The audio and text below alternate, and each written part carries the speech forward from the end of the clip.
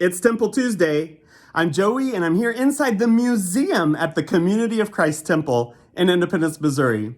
And I hope someday you can come and experience for yourself the interesting and even fascinating objects and artifacts that are here in this museum to tell about Community of Christ's history. Today, I wanted to show you just a few items, especially as they pertain to Community of Christ's pursuit for peace on and for the earth. Now, peace hasn't just been a part of our movement since we built a temple and dedicated it to the pursuit of peace, wholeness, reconciliation, and healing in the world. In fact, we can find traces of our pursuit of peace back to our origins. Even this bust of Joseph III reminds us that near the end of his life, he spent a period of about 5 or 6 years dictating his memoirs. And in those memoirs, we find a fascinating story about him as a child. He joined a troop of horsemen, and he tells this story of one day he was training with a foil, and a foil is kind of like a sword, but it doesn't have the sharp edges. So it's a great training tool to learn how to ride a horse with a sword. But he remembers that his arm gets heavy, and the foil goes right past the ear of his horse. And he writes that had he had a sword in his hand that day, surely he would have cut off the ear of his horse.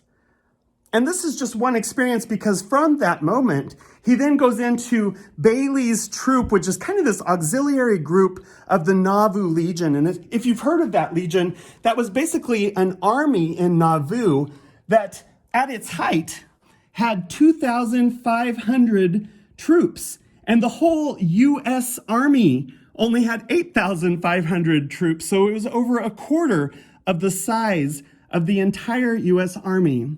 And here you see just a few artifacts. You see a sword and a sash and epaulettes that would have been worn on the shoulders. Even Joseph Smith had become the lieutenant general of the Legion from its inception in 1841 until his death in 1844. Joseph III writes in his memoirs that he believes in many ways, even though he doesn't want to be judgmental of what happened in the militaristic movement of the faith movement when he was a child, but he tells about how he kind of floated out of that troop that he was in, that he was training in. Probably his mother, Emma, was very happy about that, and it probably was in deference to his mother's wishes for him. But he also remembers and says that he believes it was a mistake that at some point, a lot of the terms, as you saw here, Lieutenant General of the Army, began to become more important and replace terms such as priest, elder, high priest, and the important roles of priesthood that had as their function to live out God's vision of peace on and for the earth. So here is your challenge today. I want you to think about weapons that you have been trained in your life to handle different forms of conflict, to handle your own pursuit of peace in the world. And which of those weapons have you laid down, exchanged for a different way of pursuing peace?